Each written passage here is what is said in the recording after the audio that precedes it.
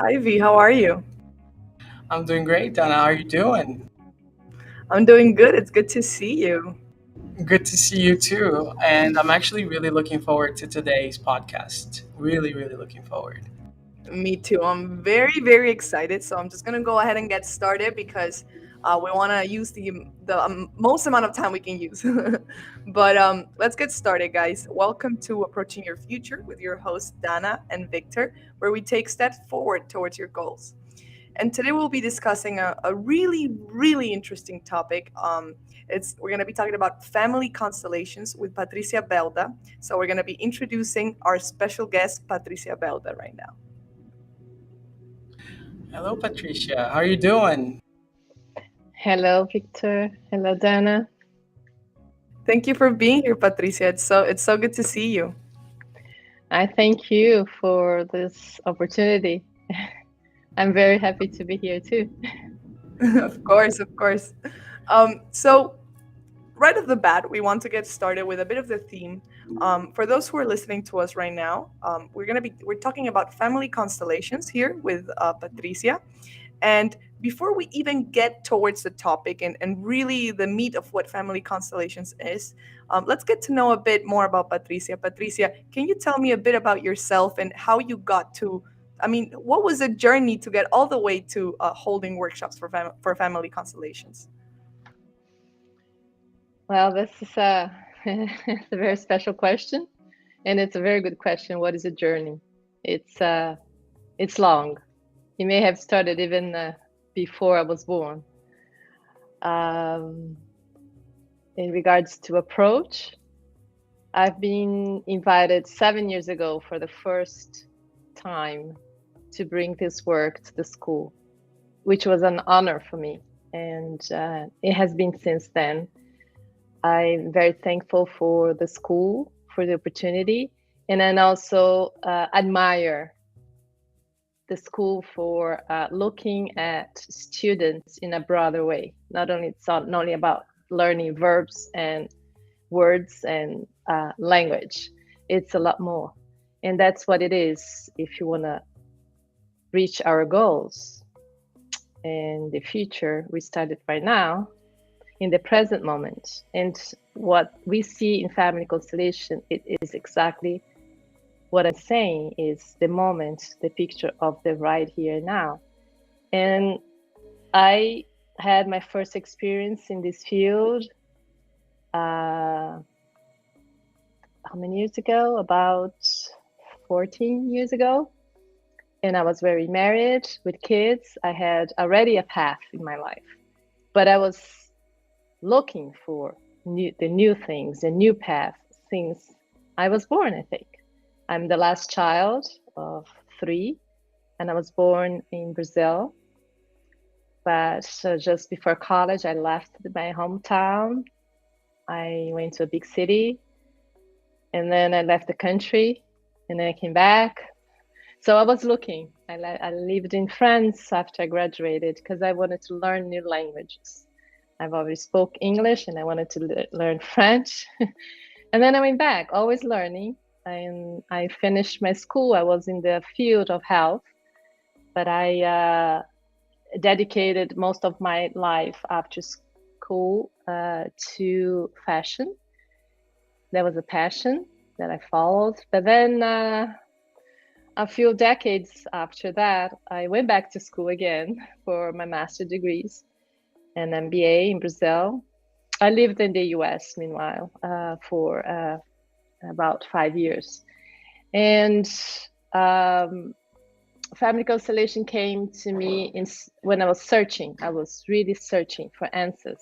And I'm still learning, still searching. That's a never-ending story in our lives, and always learning. And this is a new philosophy founded about 30 years ago by a priest, ex-priest, German fellow called Beth Hellinger. So I can talk about family constellation a lot more.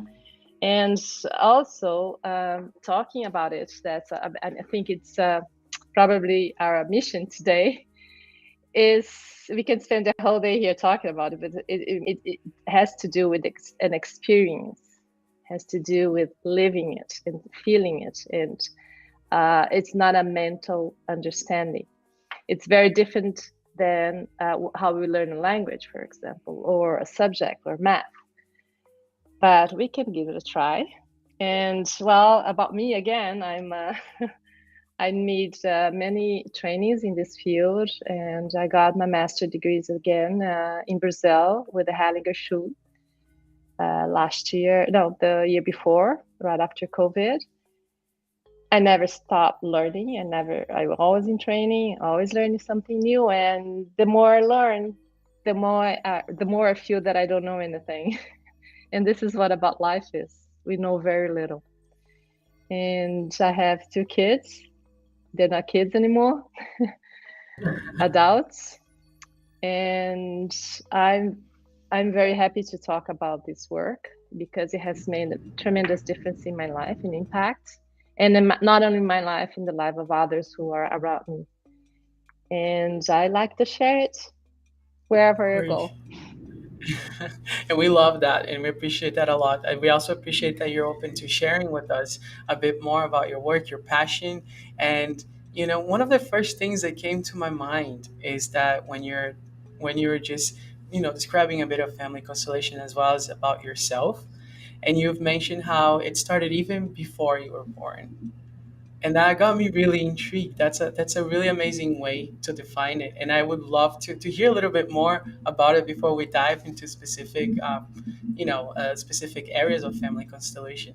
But when you mentioned that this is something that it's been there since you were before you were born, can you elaborate a little bit? I'm so curious. I don't know if why I said that. And because it seems that we are born in the right family for us. Yes, yes, So that's it seems that is a choice that we don't even know we make, and the right family for us. And then yeah. when we can realize that, and in this work, in this path, you may be able to find a way to that, to what? Mhm. To accept, to take your life and your family exactly how it is.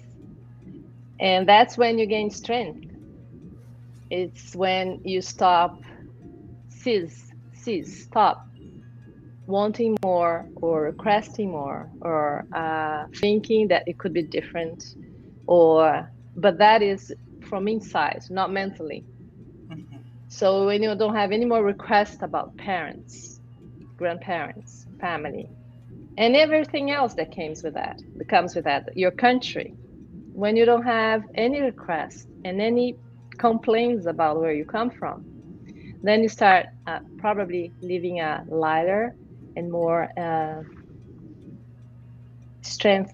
You got strength from life itself when you have that. So I guess that's why I do that. Because where did I Yeah. start? Where did I start? Yes. It That's must be like like I have a bit of understanding about family constellations, and I'm assuming that when you say this, like where did I start, it's rather like generations ago, like decades ago. It starts with a whole line of your ancestry, right? That is super interesting. And the other thing that came to mind is that you mentioned how this work, this healing work, it's not necessarily like traditional learning, like we're writing it down or we're visually seeing something that our brain is processing. It's rather something that you learn through feeling, and I think that's so interesting. Like I don't think I've ever had the opportunity to genuinely learn something new through feeling, right? And I think that's so important. How does that work within the family constellation? How does the feeling, I'm guessing it's a big part of it, but how much of a part is it? It's the whole part. And we do know how to feel. I mean, do know how to learn. That's when we were born. We know, all babies know. We know before we were born. We know how our mom breathed. We know about our family. when we're inside our womb. We know when we are wanted, when people are very apprehensive, or even the kids know. We know when we are infants, but we have to forget about it. We have to learn other things in order to survive. So what, when I'd like to do an exercise with you. It takes 2 minutes, and you're gonna realize how little we know, how much we forget about how we feel. Because in a way, we forget about how we feel because it's a protection, it's a survival skill that sometimes helps, but also paralyzes us because we forget to realize our main temple, our main home in this life is our body. So it does start there. And the exercise is very simple. It's called an awareness exercise. I did not invent it. It's been taught for centuries by yogis and it's all about knowing how you feel. We have how many senses to feel our body? We have 5. And practicing this exercise, it's how I start my work. It's how I should start my day. So everything about family constellations, not only in that room full of, in a group of people, it's at home, in our life, in our family. And how much do we listen? How much do we feel our breath? The taste? We don't even stop to eat. So how much do we realize how our body is, the touch? So close your eyes. Give me 2 minutes, and then after this 2 minutes, probably going to feel more presence. And whoever is listening to us can do the same. So I invite you to close your eyes and sit in a very upright position with your both feet on the floor and your hands freely laying on your legs. Uncross your legs if it's crossed, and keep your body upright, like if you're connecting your head to something much bigger above us, all of us. And then we're going just to travel through our senses and feel every single sense. Starting with touch. So the thoughts and the feelings, everything is coming. What is she going to do? What is this that I'm doing? Oh, I think I have an email to send. I don't feel right now very excited. So the mind is always producing thoughts. They're there, but we just bring our attention to the feeling of touch. The touch of your feet on the ground.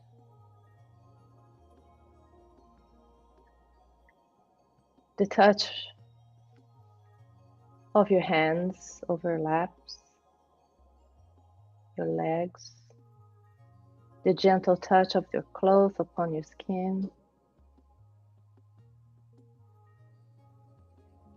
And take a deep breath by your nose. Inhale and feel the smell in the air.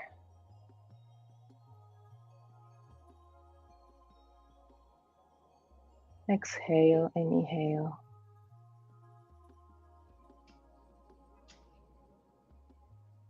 And now bring your attention to taste. Don't mind your feelings, your worries, just taste. What is the flavor in your mouth? Just taste.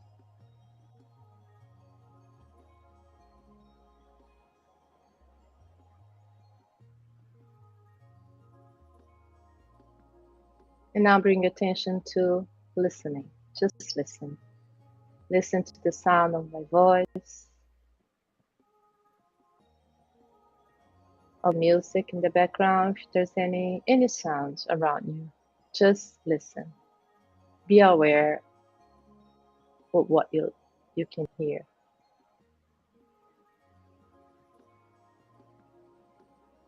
And expand your listening now to the sounds outside, in the streets, in the neighborhood.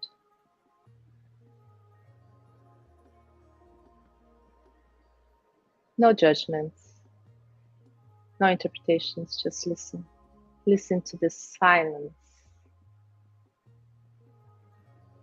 inside of you.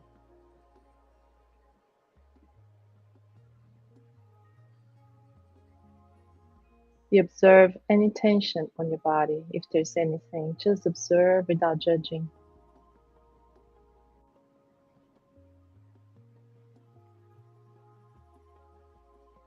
And then slowly you open your eyes and you just see colors, forms, shapes without interpreting anything. Just don't label, don't name anything. Just see colors, forms, light, shadows.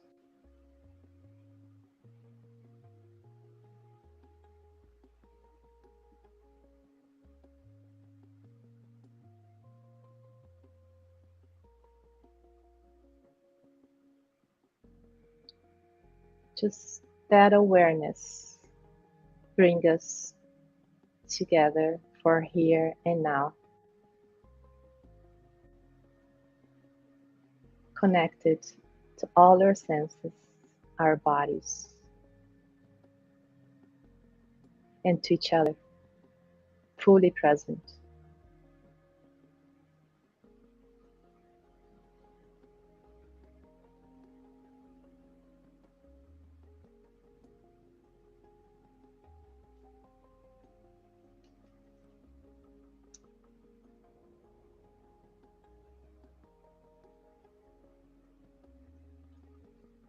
How did it go? Wow. I I I have never I am guilty of never like giving time to meditation, and I have never felt like this. Like I feel like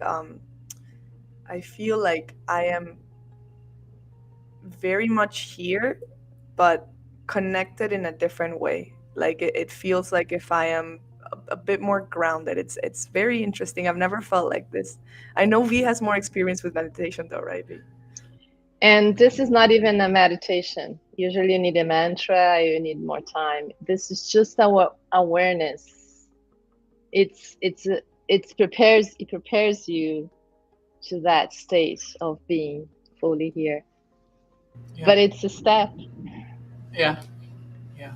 I definitely I feel that too. It's this sense of awareness that a lot of times not only makes us more present and grounded, but also, just opens the ability to actually connect and choose where to be present.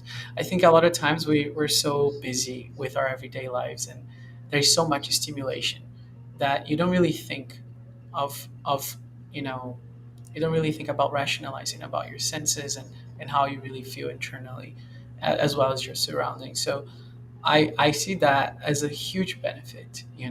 I do see that as a huge benefit because it's kind of like as if you were, you know um, erasing a few things, but not necessarily. You're putting a few things aside and you're Yes. choosing where to be. You not identify yourself with your images. So when I see people coming to this work uh, with pencils and pen, or with all the agitation or expectation, anxiety, and wanting to understand, and let's go back.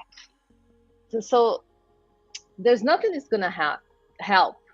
There's no helping there. You cannot help anyone if there's judgment. There's connection to the image that's your reality. That's your firm reality. This is my life.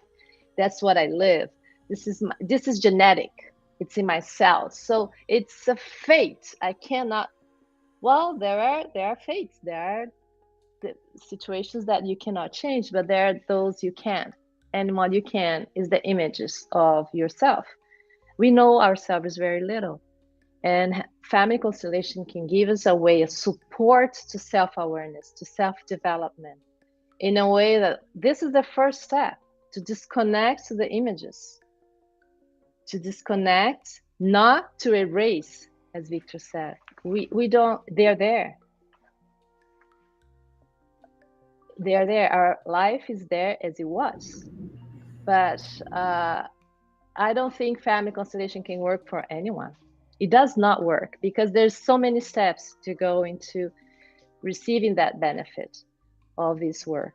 It's a tremendous, it's a remarkable. I have no words to explain what Bert Hellinger brought to humanity in terms of discovering. These are laws, he discovered laws of life, of nature, that we cannot avoid it. These laws, this is a wisdom he just discovered, he didn't invent it. And this has an objective to protect life. So there's a wisdom and it's there. So we know there are some laws to protect the family, to protect the life so it can go on. And it doesn't depend if we know what they are, if we are aware of it, they have a function. Same as the laws of gravity. The gravity is there to hold us here in Earth. If you're aware of that or not, the gravity doesn't have feelings. It's not good or bad as a function. Same things with the laws that Bert Hellinger called orders of love. It has a function to keep life. And this is what it's brought into light in the family constellation. Where are the laws that we're being disrespecting? And how do we know we're disrespecting? What is it that we feel that we need to change? Because there are symptoms. The symptoms are there. And what do we do with the symptoms, with the crisis? We want to get rid of it, forget about it. And the solution lies in the opposite direction, going there, visiting that pain, visiting the crisis, visiting the disease. So many diseases that are said, and medicine hasn't found the answer yet. Oh, it's genetic. What it means is genetic. It goes from generation to other generation. What is it for? Something must be seen. And I see crisis, I see difficulties, I see disease with good eyes now, since I found this work, because that's where the answers are. That's where we can find solutions. But to get there, it's a long way. It's a philosophical, practical help approach to life. So family constellation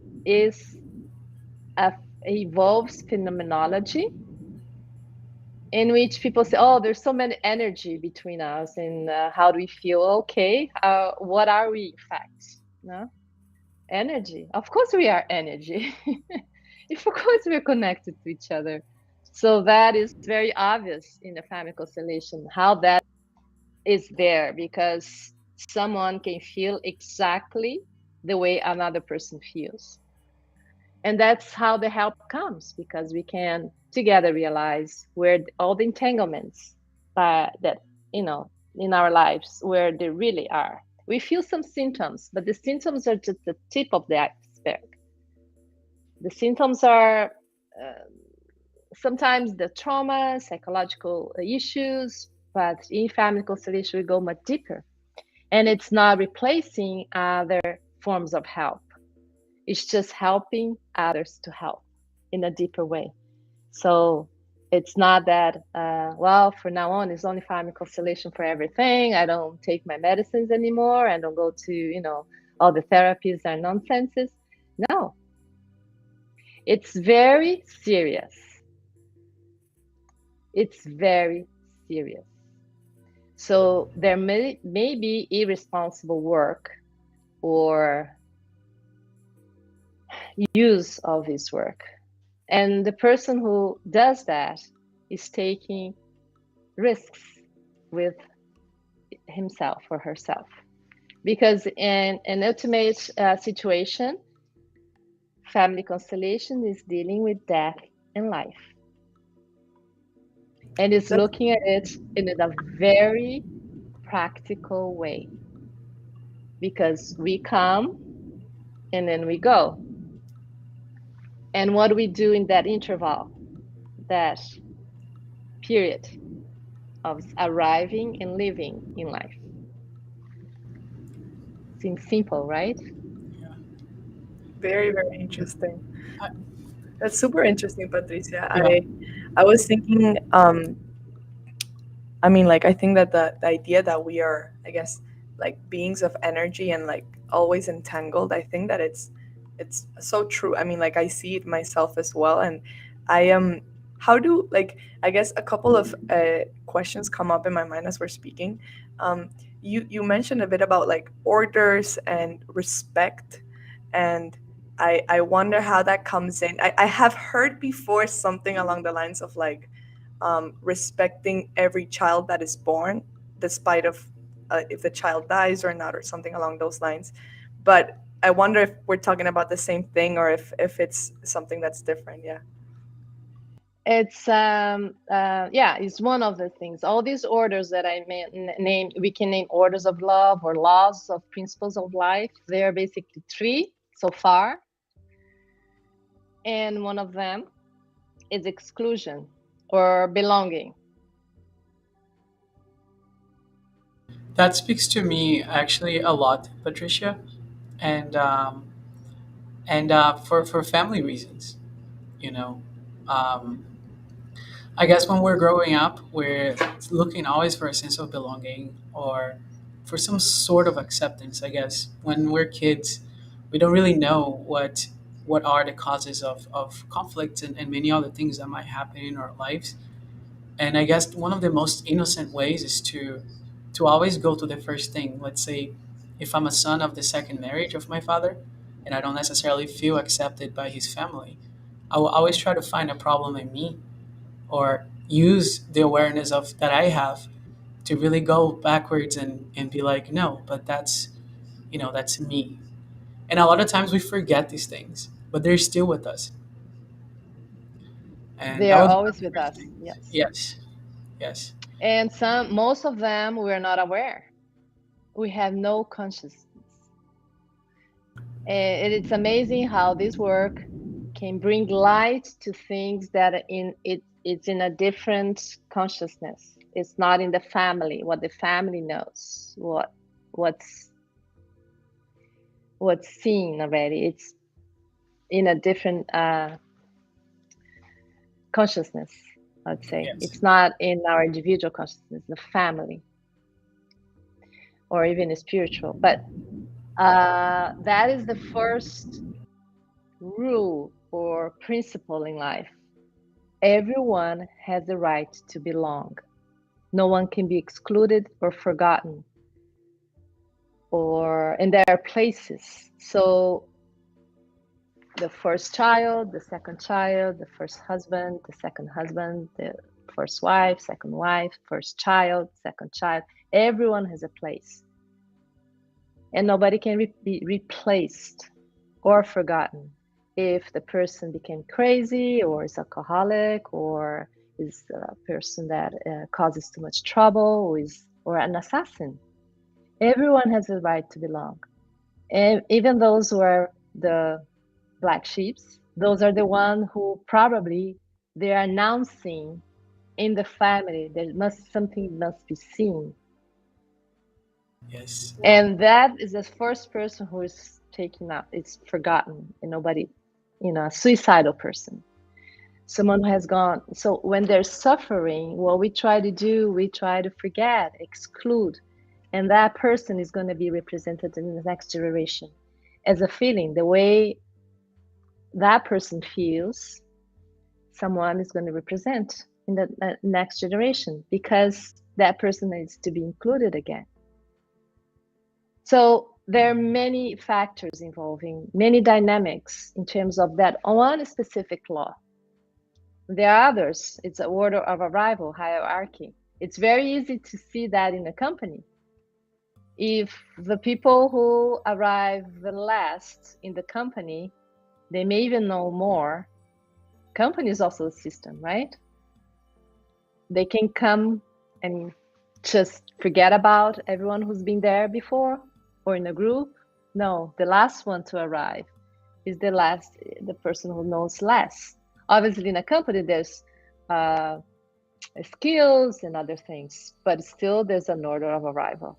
And in a family, the order of arrival it talks about who arrives in the system first are the parents.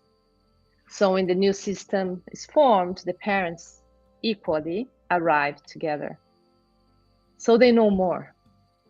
And one of the major entanglements can be like children try to save their parents because they feel that their parents are sad or they want to die, or and that's all about love, in fact. And another thing that fact about this work that I'm completely passionate about in terms of what is what is there in human relationship, it's only love. Love that nurtures and love that kills. So in this work, and kills not because you kill someone, you kill yourself, you attract disease, you attract failure in life for love.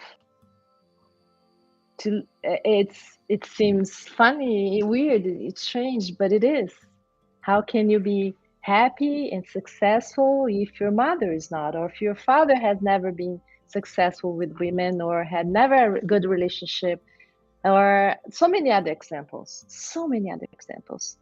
And another discovery that Beth Hellinger brought to us is that in order to live a good consciousness, we do exactly what our family, our values, our country say, so that we're very, good boy, good girl, because we're following those instructions to belong in that system. Even if you're in a family of assassins and robbers, or so you do it exactly the same. To leave or to make a difference, so to learn new, you'd have to go to a different consciousness, a bad consciousness. So that is, it's strange. Oh, I do things and feel very light just because I'm doing exactly what my religion says, what my country does. So how do we go? How do we meet the new? A new way. We have to be strong enough to face the bad consciousness of not following our family, our country, our culture for something different. And when we do that, if we decided to do that, we can look at our family and our relationships with love, mature love, not a blind love anymore. And it's not about forgetting and leaving and quitting. It's about looking at respect with what we received and what that group already gave it to you, to us, our family, our countries, or our system, or a company that I've worked for, and go into the new one. Always being grateful for what you've learned in the previous situation or previous group. And that's when you gain strength. And the third, it's so seems so simple, but they're all entangled and all have different results or situations that and dynamics that, if these laws are respected, it can bring us to us. But we are able to see also the third law being disrespected when we deal with the change balance of giving and receiving. This is a little more complicated to explain, but those are one of the laws. Very important. We must exchange. We must give and we must receive, and that has to have balance. And any other questions? Well, I have a million questions. I think we would go for hours if I asked them I all. I'm know. not gonna lie. But I guess my final question, so that we wrap this up, is um, First, small question: what do you call the person who does the constellations? Facilitator. Facilitator. And as a Why is that? It's a very good question. Mhm. There's a whole course into orders of help. The facilitator, the family constellation facilitator, is the last one to arrive in the family system. He knows very little. The only thing he can do for 1 or 2 hours is to walk the path and show something to the client and leave. It's a facilitating. It's like an enzyme. I don't know if you have studied biology. Yes. An enzyme helps you to Helps open the gives you door. strength. Exactly. That's the name of the profession. Understood. That's very cool. Very super interesting. And as a facilitator, I guess this is more a question about like, as a facilitator, how does it feel to, I guess, when you do these workshops, like to take this home or to be in them? Like, do you need to do some debriefing with yourself, or a separation of I don't know. I guess because it's so intertwined with feelings that I can imagine how difficult it is to unattach. Well, I've been in this field for, as I said, for since 2008, to be more specific. And yes, you have to be very careful. Um, in the beginning, in trainings, I was going very slowly. I always go very slowly. I'm not in a rush. I'm not gonna get anywhere. I'm not looking for profit. I'm not looking to change the world. I'm not. So when I started, it's always with me first, and then a few years later, about 10 years later, I start facilitating group, and I'm still going very slowly because what you said, it's very important. You can get entangled in the field, you can get sick, and also you can't play with people's life. You can't do that. There will be a return to you. Yeah. So after I work, yes, with practice and being there, it's like learning piano. The more you study, the more you know. So I've learned, and I'm still learning how to not detach. I have resonance, but it's me, and then I leave. I forget. It's a protection. I forget. I don't go into details. I don't go after clients. You don't need to. Not in this work. It's not therapy. Yes, it's a very good question. I protect myself, not because I don't resonate with the client. I just resonate enough to be able to leave because the Yeah, client has the power, of course. No, that not makes me. total sense. Yeah. I don't have any power. If I want to have the power, I lose and I get sick. And it's my life entangled. Yeah. Yeah. That definitely makes sense even more because you were mentioning how, it's a form of help that you can take and you can use to help others. And I think that when you mention how, you have a certain level of let's say involvement in someone's journey, I think that really allows and opens doors for this person to really think beyond and see how this practice helps them internally, externally, and so they can actually help others. Am I right? Yes, or the help starts with ourselves. Even Yeah. if you're a helper in your profession, you have to start with you first. If you haven't seen that, if you haven't gone there, you cannot help anyone. So, yes, when I do this work, I've gone, I walk with the client for a certain period of time, and then I leave the client with his or her strength, and I go to mine. And I also gain. It's there is balance there of giving and receiving. I learned so much, so much. So everyone constellates, everyone learns, everyone benefits from this work in a group.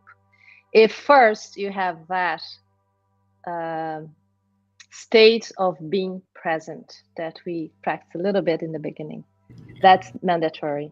Otherwise, this work is senseless. It doesn't make any sense. Yeah. You need to, I guess it's that moment where whatever is external and that does not relate to that specific situation is always good to leave it aside, leave at the door, and come in ready to be present and to really experience, and listen, hear, which is part of being present. I I really, really, that resonates with me a lot in so many ways.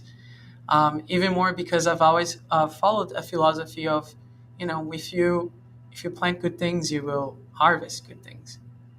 And and sometimes I know life might give us not necessarily the best seeds,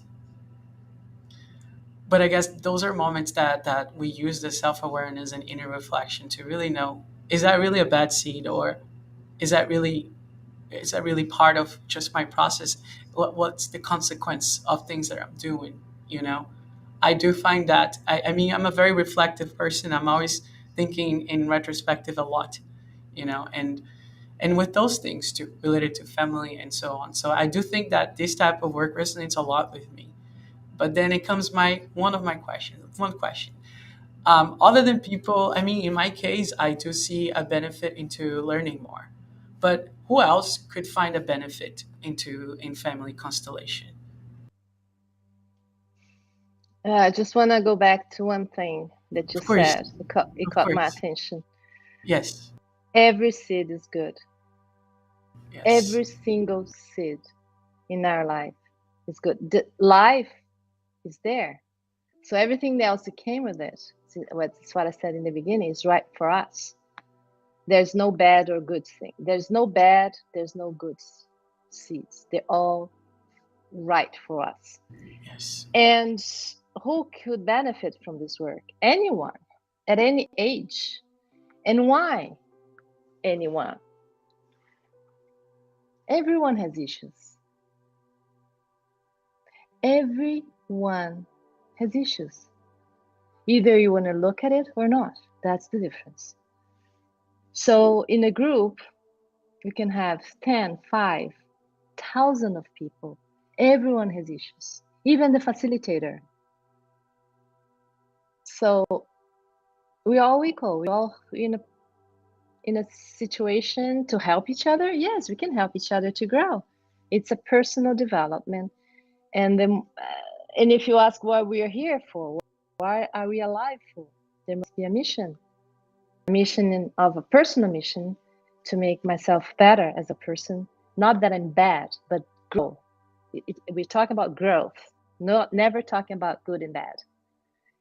And also a mission in the society. That's our profession. Then when you align with your mission, a personal mission, it may be aligned with your mission in the society. Everyone can benefit from this work. And the prerequisite is not SAT, it's just wanting to see, willing yes, to see. And the requisites for this work are courage and humbleness. yes, Yeah. No, that's very, very cool, Patricia. And I think that I think so many people can benefit from this really, and can learn so much about themselves. It really is a self exploration tool, right? A way to understand yourself. And um, I want to point out that you will be having 3 workshops. You will have one in Boston, one in New York, and one in Sao Paulo at the end of July, if I'm not mistaken, right? Yes, yes. So for those who want to sign up for the Boston one and the New York one, please visit patriciabelda.com. The Boston one will be held fully in Portuguese for the first time in the US in Portuguese. So it will be very, very exciting. And so, all of our viewers who are from Brazil or Cabo Verde or speak Portuguese and understand Portuguese, you're welcome to sign up. We have a special discount for approach students as well. So, students will benefit a lot from this workshop. Don't miss out on it. And then, if you're in New York by any chance, definitely sign up. Can you remind me the date of the New York one, Patricia? The 9th. So the 7th, June 7th, I'll be in Boston, and June 9th, I'll be here in New York. I'm in New York now. Yeah. Awesome, awesome. And then you have one more, the 30th of July, if I'm not mistaken, 30th right? of July. In Sao Yes, Paulo. in São Paulo. Yes, that's also in Portuguese. And the one in New York is going to be in English. Usually I do it in English in the US, but let's. This is our first time doing it approach in Portuguese, so we can reach all the Portuguese speaking community That's based in fantastic. Boston area. That's amazing. That's amazing. And that's definitely much appreciated. I also wanted to point out how naturally and how well you're able to guide us through this subject. You know, we all speak different languages here, and the ability to pass this message and to help other people. I think that's one of the things that definitely makes me happy, and it makes me look forward to more podcasts like this where we can actually provide to people a few things that might either respond to a few questions, but at least put them in a self reflective mode where they use their self-awareness to really understand what's going on in their lives. So definitely much appreciated, and it's more than an honor and pleasure. It was my honor to be here with you, Dana and Victor. You were wonderful. You We made me love feel having very you. comfortable. Yeah. I'm not into, I've said so many times I'm not into media much more, but yes, I feel very comfortable. You're great. You're great. Looking Thank you, forward to have Patricia. you see you soon in Yes. person. Thank you, Patricia. Yes, we're super excited to see you soon, the 7th. So don't forget that to those who are watching. patriciabelda.com. I said it in Portuguese, sorry. patriciabelda.com. You're welcome to sign up. And Patricia, genuinely, thank you so much. I don't think we've ever left the podcast feeling so serene, like very, very like calm, and we usually like leave kind of like jumping out of the chairs. So like thank you for this. It's a breath of fresh air, genuinely, and we're super excited to see you in a couple of weeks here. Thank you. I'm excited too. Thank you so much. Thank you, Patricia. So for everyone who's watching, we'll add more information in the description of this video. And yeah, we'll all see you there. And thank you again, Patricia. We'll be in touch soon. And here we are. All right. Yes, so without further ado, I will just bring in the outro of the podcast. So thank you very much, guys. That's it for today. Thank you for tuning into Approaching Your Future with your host, Dana Khan and Victor Ribeiro, and our special guest, Patricia Belda, of course, where we discuss different cultural aspects of life in the United States. So, as you guys know, we've switched our podcast from Fridays to Tuesdays. So make sure to turn your notifications on, like, subscribe, and make sure to follow us on Instagram, approach_USA, to keep up with all the latest updates about our activities and our live streams and our podcasts. And we'll be happy to Yeah. answer any questions you guys have through our DMs. All right. Thank you so much, guys. Thank you, guys. Thank you, Patricia. Have a great evening, everyone. Bye. Thank you. Bye Thank bye. you.